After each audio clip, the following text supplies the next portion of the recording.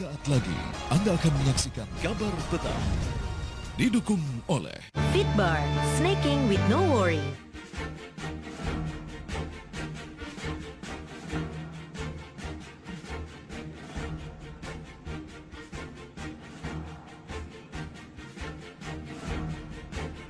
Menteri Lingkungan Hidup dan Kehutanan menyoroti sejumlah masalah yang tidak ditaati pengembang dalam proyek reklamasi Teluk Jakarta.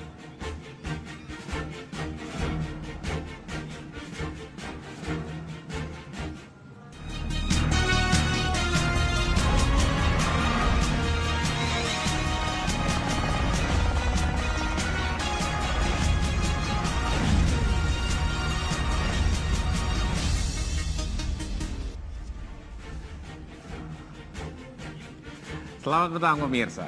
Ketua Komnas Perlindungan Anak, Aris Merdeka Sirait, desak penegak hukum untuk menindak kasus kejahatan terhadap anak, yaitu Yuyun, di Bengkulu sebagai kejahatan luar biasa. Seiring dengan imbauan Aris Merdeka Sirait, Kabar Petang akan mengupas mendalam kasus kekerasan anak Yuyun di Bengkulu dalam segmen dialog edisi hari ini.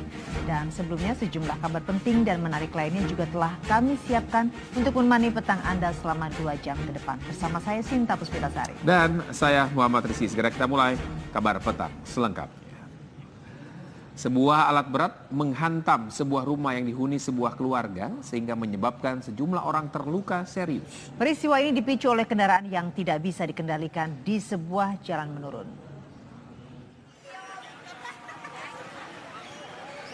Rumah milik keluarga Sunardi di Jalan Pembangunan Tanjung Redep, Kalimantan Timur rusak, dihantam alat berat. Kerasnya hantaman menyebabkan 3 sisi tembok rumah jebol. Selain menghantam rumah Sunardi, alat berat milik Dinas Pekerjaan Umum ini juga merusak 3 rumah lainnya. Sejumlah saksi mengatakan kendaraan itu datang dari jalanan yang menurun. Sementara para pekerja mengatakan mesin kendaraan tiba-tiba mati. Akibatnya kendaraan yang beratnya lebih dari 10 ton itu melaju kencang dan menghantam 4 rumah. Ini aku nggak tahu kan, tiba-tiba kan ada langsung ada suara brum, saya kira. Suara keras ya? Keras, hantaman keras, saya kira jatuh dari mobil. Oh, pas keluar? Sekalinya ini kan langsung masuk, baru saya lihat, ingat ada tukang kerja langsung, tukang itu. Ada tukang yang kena Bekerja 4 orang. 4 orang. Yang dibawa ke rumah sakit ada berapa semua? 4 orang, kalau lukanya semua sudah dievakuasi sudah. Kalau yang bawa alat berat gimana? Saya yang tahu cuma satu aja yang pakai singlet warna hitam itu aja, dia terluka di kepala. Luka juga. Semuanya luka Mbak ya? Iya parah. Selain merusak rumah, 4 orang warga dan 3 pekerja yang mengendarai kendaraan terluka parah. Mereka dilarikan ke RSUD Abdul Rifai Tanjung Redep. Peristiwa ini juga memicu kemacetan yang cukup panjang. Dari Berau, Kalimantan Timur, Muhammad Tahir Sarno, TV One mengabarkan. Sementara itu sebuah truk krain yang terjun ke sungai akibat remblong di Pasuruan, Jawa Timur. Proses evakuasi korban tewas berlangsung dramatis saat polisi harus menggunakan alat berat untuk mengangkat jasad korban yang terjepit badan truk.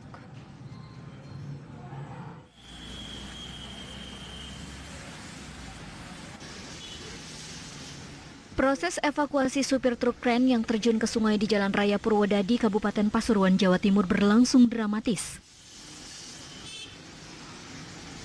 Supir truk yang diketahui bernama Slamet terjepit di bagian badan truk setelah truk yang dikendarainya mengalami remblong. Petugas dibantu warga menghabiskan waktu 3 jam untuk memotong bagian-bagian truk agar sang supir bisa dievakuasi. Evakuasi saat ini sudah mayat yang diperkirakan supir itu sudah dievakuasi, terevakuasi. Sekarang sudah dibawa ke puskesmas. Sementara itu lanjut ke RSUD Malang. Korban akhirnya berhasil dievakuasi namun sudah tidak bernyawa. Dalam kecelakaan ini 2 orang tewas, yakni supir dan kernet truk. Sementara 1 orang pengendara motor mengalami luka berat. Truk kren ini sebelumnya diduga mengalami remblong dan menabrak pengendara motor serta pagar jembatan sebelum akhirnya masuk ke dalam sungai sedalam 5 meter. Saat ini kasus kecelakaan lalu lintas ditangani oleh unit Laka Lantas Polres tempat. Dari Pasuruan, Jawa Timur, Yogi Anggara, TV One mengabarkan.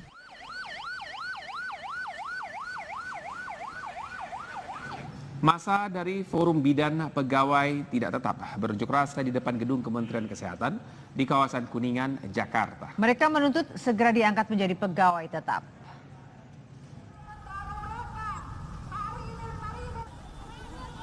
Unjuk rasa diikuti Forum Bidan Pegawai Tidak Tetap dan Kongres Aliansi Serikat Buruh Indonesia. Para bidan mendesak pemerintah agar memberikan kepastian status, yaitu mengangkat mereka menjadi pegawai tetap tanpa syarat. Jadi ada 3 poin yang kami inginkan, agar Menkes segera mengangkat bidan PTT tanpa syarat. Yang kedua, pemerintahan Bapak Jokowi harus segera mengatasi ini, karena ini merupakan pos mayor, penumpukan tenaga bidan setelah 11 tahun tidak pernah ada pengangkatan. Yang kedua adalah bahwa ini adalah angka kegawat daruratan, di mana kesehatan ini dinilai dari tingginya angka kematian ibu dan bayi. Bagaimana angka kematian ibu dan bayi mau ditekan kalau tenaga bidannya sendiri sampai dengan hari ini masih berstatus pegawai tetap, pegawai tidak tetap. Perwakilan massa akhirnya diterima pihak Kementerian Kesehatan untuk berunding. Dari Jakarta, Nurman Solihin, TV One mengabarkan.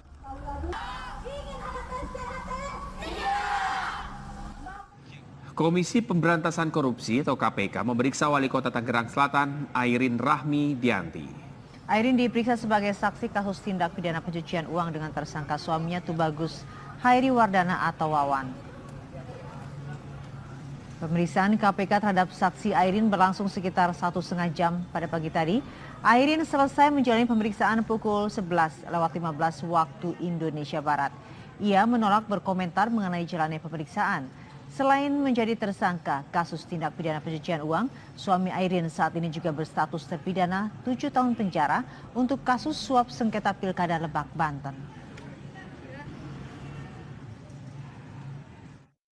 Saya dan untuk materi apapun silahkan tanyakan ke penyidik. Kasih ya. Mohon doanya mudah-mudahan cepat selesai dan Allah kasih yang terbaik. Ada yang terkait dengan 1.300 kotak proyek itu yang katanya silakan tanya sama penyidik. Terima kasih ya. Ada diinfokan tidak berkasnya sudah akan selesai apa gimana? Itu kewenangan penyidik. Kasih ya. Tapi belum mau diselesaikan atau tidak? Doakan, mudah-mudadahan cepat selesai, Allah kasih yang terbaik. Kasih ya. Udah ya. Berapa pertanyaan Bu? Tadi Bu. Berapa pertanyaan? Udah. Awas jatuh nanti. Udah.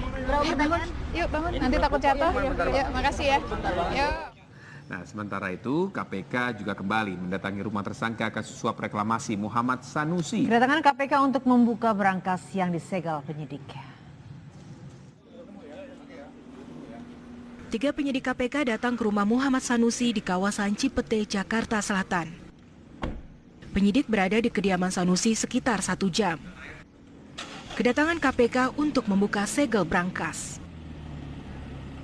Ya kan, kami dihubungi oleh pihak penyidik selaku kuasa hukum untuk membuka segel berangkas.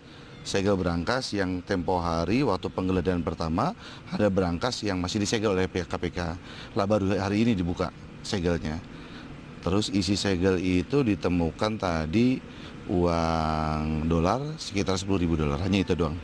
Ada dokumen yang dibawa oleh penyidik KPK? Nggak ada. Tadi waktu pembongkaran berangkas ya kan tidak ditemukan sama sekali dokumen. Hanya ditemukan uang aja sejumlah $10.000, hanya itu aja. Mana aja Bang yang diperiksa lagi? Nggak ada lagi. Cuman itu doang aja. Iya. Berangkas itu di ruang mana? Berangkas itu di ruang kerja kalau nggak salah. Iya, di ruang kerjanya Bang Uci. Sebelumnya, pada penggeledahan awal April lalu, KPK menemukan uang ratusan juta rupiah. Dari Jakarta, Sita Paprika, Junaidi Saifuddin, TV One mengabarkan.